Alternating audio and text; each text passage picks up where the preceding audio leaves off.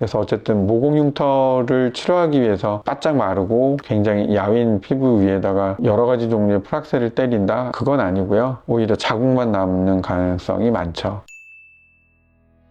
우리가 모공 흉터 때문에 오는 분들이 꼭 있단 말이죠. 그것도 여드름 흉터에 속할 수도 있고 여드름 흉터가 아님에도 불구하고 모공 흉터를 고민하는 걸 수도 있어요. 이게 무슨 얘기냐면 우리가 피부 상태가 좋고 10대 때 여드름도 별로 없고 이럴 때는 모공이 잘 보이지도 않잖아요. 근데 나이가 들어서 피부의 전반적인 탄력이 떨어지고 수분도도 낮아지고 피부도 조금씩 딱딱해지면서 모공이 드러나는 그런 경우가 많거든요. 그래서 이 모공 좀 덜 보이게 모공 레이저 받고 싶어요 이러면서 오셨는데 살펴보면 어떤 문제냐면 여드름을 살짝 앓았던 거예요. 그래서 뭐 짜기도 하고 막 그러면서 모공 하나하나마다 약간씩 흉터가 남는, 그래서 보통 그런 걸 아이스픽 흉터라고 하잖아요. 그래서 그런 경우에 프락셀 레이저를 한다고 해서 그렇게 효과가 뛰어나진 않아요. 이유가 그 모공을 둘러싼 부분에 미세한 그 모공 단위의 염증이나 상처가 발생을 해서 그 부분이 이제 위축이 오고 쪼그라들면서 생긴 흉터거든요. 정말 핀포인트 모양으로 쪼그라들었다고요. 그걸 레이저가 그 자리를 정확하게 때리기도 쉽지 않고 또 워낙 많은 개수의 모공이 있다 보니까 그걸 일일이 잡기가 어려운 거죠. 하지만 심한 모공 흉터들은 하나하나 그걸 잡아줘야 좋아지거든요. 뭐 예를 들어서 CO2 레이저나 니들 RF 가지고 그 부분을 확실히 좀 열 자극을 줘서 눌러붙었던 부분이 좀 올라오게 할 수 있는 1대1로 쏴줄 수 있는 게 필요해요. 그리고 나서 이제 전체적인 피부의 전반적인 재생 효과를 일으켜야 그게 같은 속도로 균일하게 차올라올 수가 있는데, 그거 없이 그냥 뭐 프락셀만 하면 좋아지지 이런 것만 믿고 있다면 생각보다 효과가 없거나 그럴 경우가 많은 거죠. 그리고 또 한 가지는 코에 있는 모공이 어느 순간 굉장히 많이 도드라지고 피부도 뻣뻣해지고 얇아지는 경우가 많은데, 그런 경우에 칠할은 코를 높이는 융비술이라고 하죠. 그래서 코에 뭐 실리콘을 넣든 연고를 넣든 그렇게 해서 코가 굉장히 오똑해지는, 바꿔 말하면 콧등에 있는 피부가 굉장히 얇아지면서 늘어나는 경우거든요. 이 상황이 너무 과해지면 흔히들 말하는 구축이라는 게 생기기도 하고, 그 상황까지 안 간다 하더라도 보면 피부가 점점 얇아지면서 야윈 상태로 바뀌죠.